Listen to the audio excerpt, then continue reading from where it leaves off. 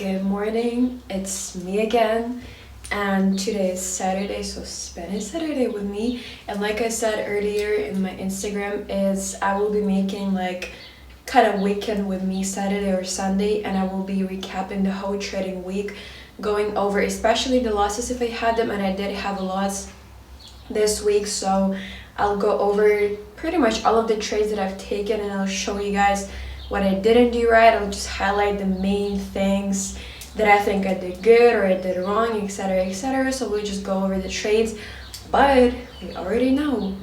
What are we doing now? Yes, we're heading to the gym. I have a leg day. I'm not prepared. I don't want to do legs, but I have to do legs twice a week, so I don't have a choice. And then, as usual, traditionally, we're gonna talk a little bit while I make food. But I told y'all earlier, again on Instagram, who don't follow me, link is in the description. I post a lot more there, but I gave a second chance to sweet potatoes, and I hated them. I thought it's a fucking disgusting vegetable, but I just didn't know how to make them properly. So we'll make something nice for lunch, and I'll show you guys. I think aside from trading, I can teach you how to cook as well if no one taught you. Don't worry. I'm back from the gym. I didn't film anything, and neither did I do legs, because I don't know why, but when I got to the gym, I started feeling horribly dizzy and kind of nauseous. But I did an hour and like 15-ish minutes of cardio somehow, I don't know, but I didn't really feel like lifting weights would be good because I felt extremely dizzy. But I'm home now, I got changed, and we're gonna make lunch because I want to eat already. I'm thinking for lunch I'll make the baked sweet potatoes, the chicken, honey butter chicken. Also, those are my favorite drinks, the 4Move. Not sponsored, personal preference, but these are my two favorite flavors. I think it's lime and lemon, and the dragon fruit and raspberry. These are the best ones. So try it out if y'all have them in stores.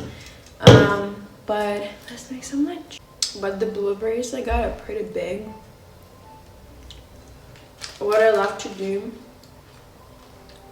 you think why I have long nails? For the obvious reasons.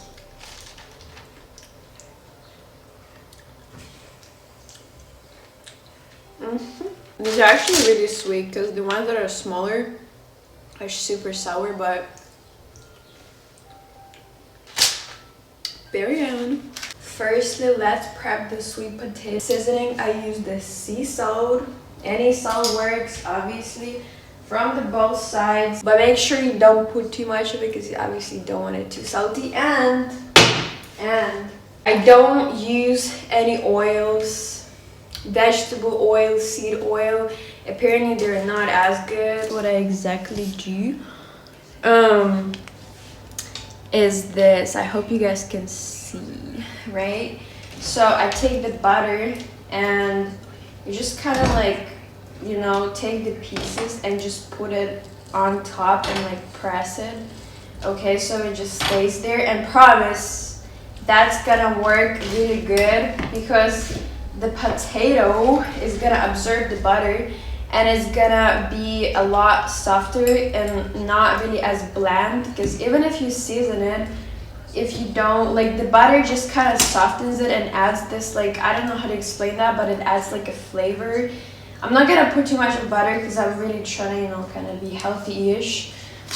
You can also put any seasoning, but I'm not gonna put any seasoning. But this, now the oven is preheated, so we're gonna put it in the oven for however long, I don't know, I'm just gonna keep checking. Obviously, we're not forgetting about the parchment paper.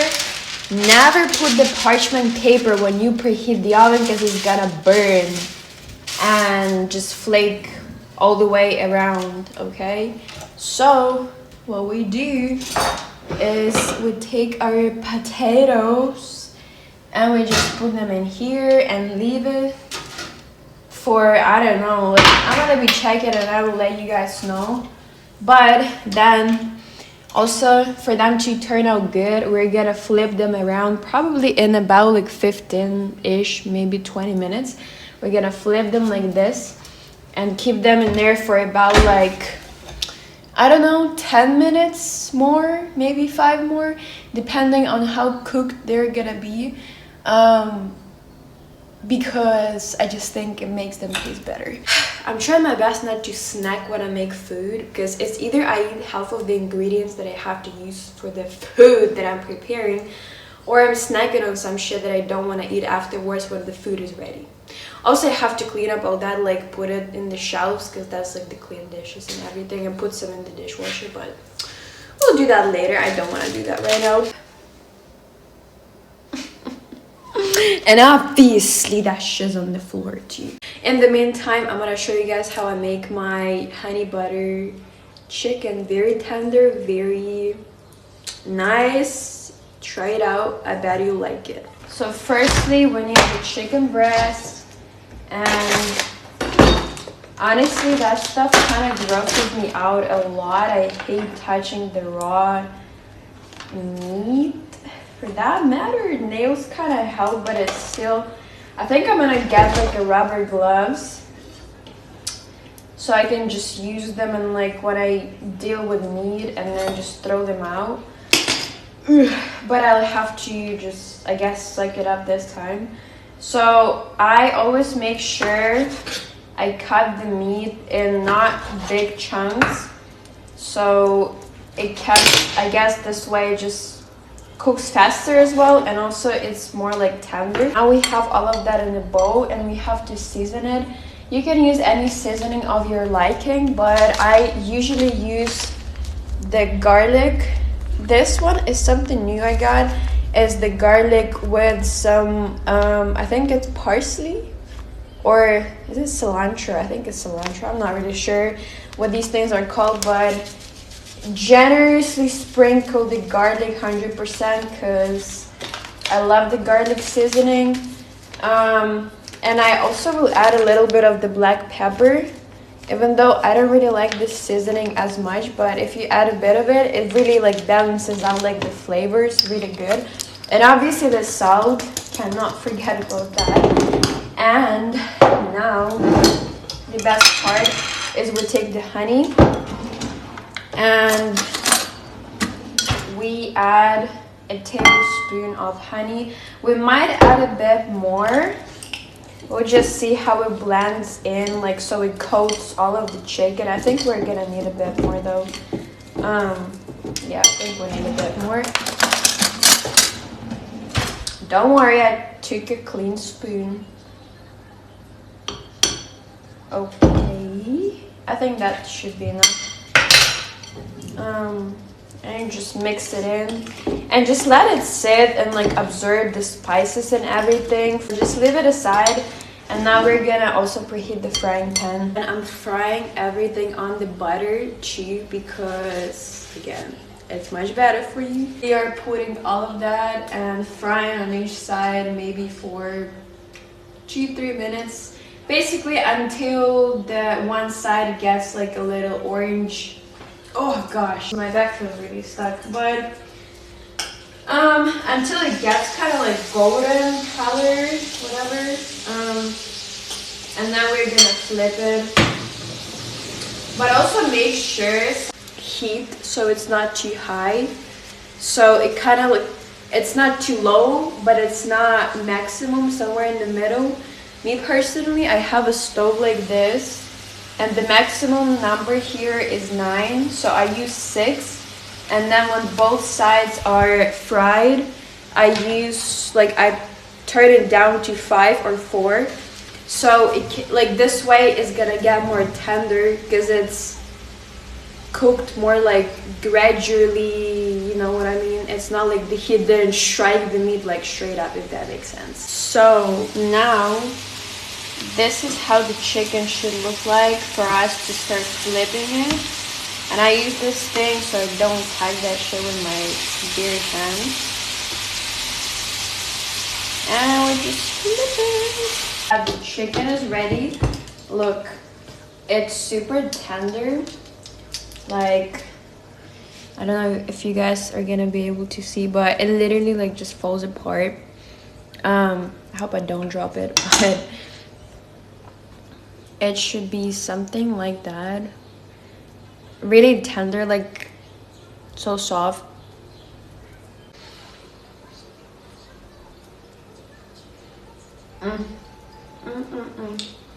I love the way honey kind of caramelizes it, and the garlic.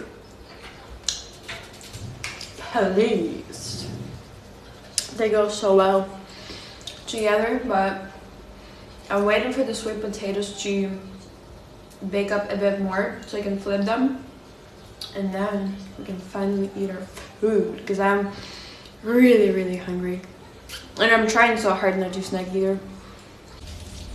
Now, you guys, for the sweet potatoes, when you're able to poke through them like this with a fork. This one is a bit thicker part, so it's not as baked yet, so I'm not flipping it yet. But this one, if you can easily poke through this top and it's really soft everywhere, you flip it and you bake it a bit more. This one should, I guess, actually no, I think we can flip it. That's fine, really. Just poke a bit more times on top, and we're gonna keep it like this for, let's say, 10 more minutes. And now, you guys, the food is ready. I hope it doesn't just flip down from the plate, but I also put the dry, I think it's parsley, seasoning on the sweet potatoes and the chicken as well, and I put like small pieces of butter so it melts on the sweet potatoes. That's our food, and it smells good, and I bet it tastes really good too. So I'm gonna have lunch and then I'll get back to you guys, but already on the charts. I'll show you guys from up close because it's this good. Wow, I'm a chef. We are now in my trading journal. As we can see, it's pretty empty because I've barely been journaling at all, like almost none. As we can see, I've only been quickly like writing down, as we can see, the stop loss points, win or loss, and the session and what position I took. But tomorrow on Sunday I will fill everything in so it's nice and neat. It's gonna be quite a bit of work, but I guess that's what I have for missing out on journaling, but I have to do that regardless. But I said in the beginning of this video that I had a loss this week, but I didn't. These 5 trades, these are all of these week's trades, so I didn't have any loss, which is good. It's just the last week that was a bit bumpy, but so far in a month I have 1 2 3 4 5 6 7 8 wins and 1 2 3 3 losses and 2 break-evens. The month is still not over, but so far I think it's pretty good. Really not bad.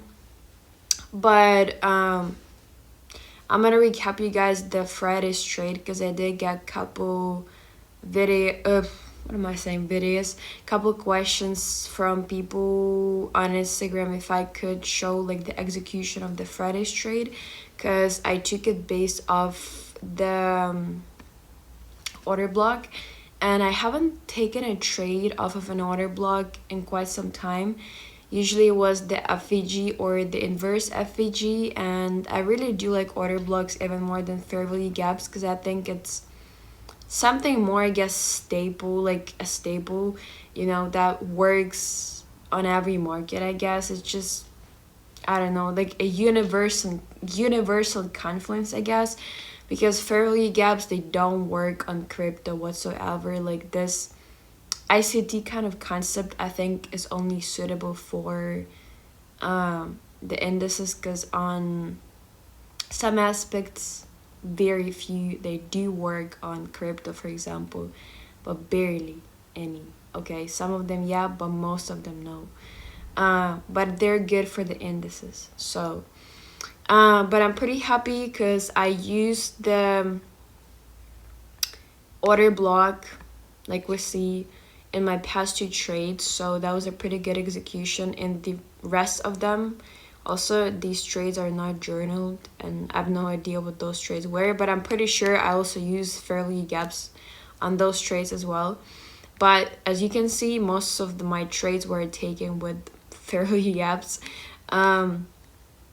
But let's recap this in Q long that I took on Friday. So pretty much, first off, I always must have a liquidity sweep, like any kind of manipulation, either previous session highs or lows liquidity sweeps, or maybe manipulations on smaller time frames after market opens. So I never take trades if they're like before the manipulation happens, because then you become manipulated.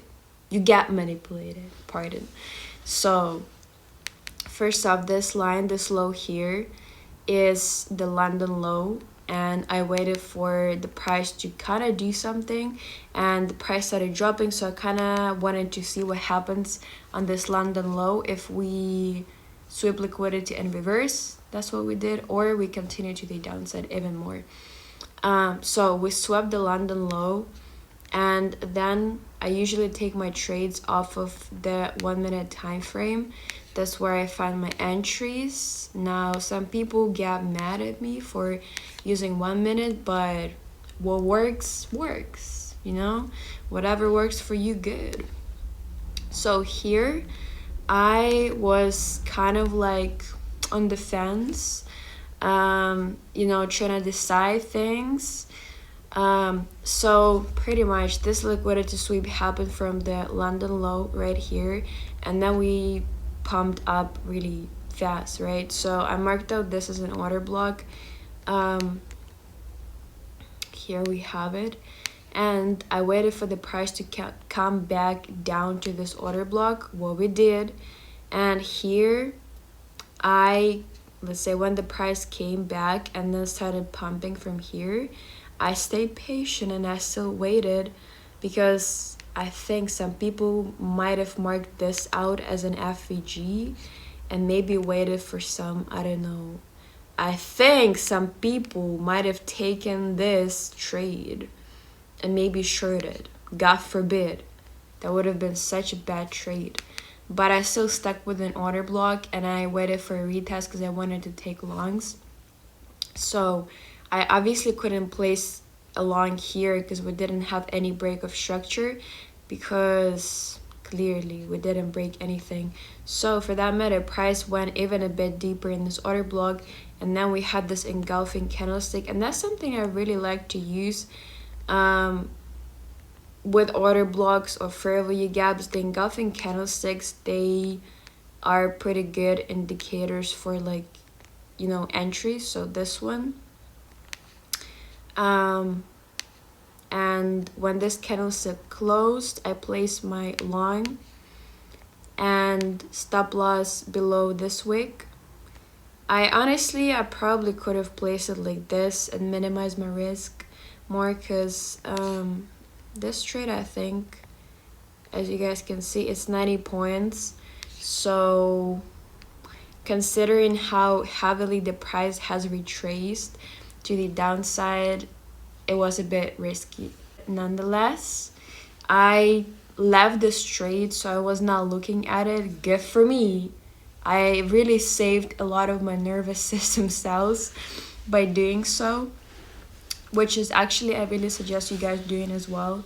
Just leave it and see where it goes. Okay, don't sit there and observe like super up close. Don't, because these like mood swings you might have, they're not worth it.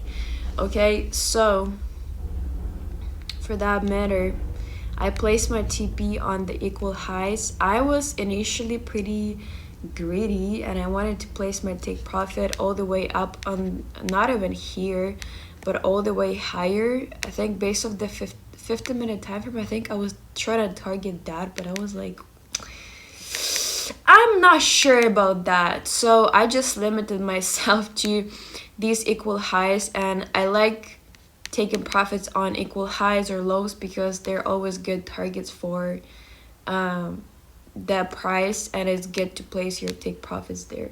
Okay, so we basically, I thought it'll be stepped out. Thank God I didn't move my stop loss to break even, which I am trying to do to again protect my capital and stuff like that. But this time, like I said, I just left it and left the charts completely and just forgot about that trade. And good thing, because I would hate to be stopped out just to see the price just spike up to my TP.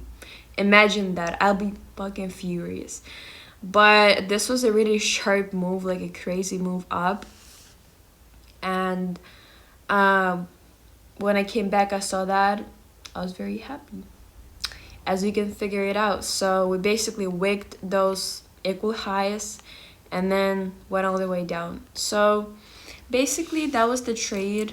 I'll let you guys be the judges if you think it's a good recap or not, but I think it was a pretty good trade. So like I said, that was a pretty good trading week. I think not bad at all, and I'm not gonna say excited for the next week. I'm still enjoying the weekend, and lately I've been really enjoying the weekends for them to come, actually, because not that trading has been tiring, like draining in the sense of that, but I guess I've just learned to actually enjoy the rest, because earlier I felt guilty for resting too much, whatever, but not only trading wise but overall, like not doing anything at all. But now I really enjoy that and I like it. So that's pretty much what we got. And I hope that next week is gonna be really good too. I hope you guys had a good trading week, and I hope you guys are enjoying the weekend as well. And thank you for watching. That's gonna be it for this video. And again, if you have any video ideas, drop them in the comments. I'll appreciate that a lot. And I'll see you in my other videos. Bye guys.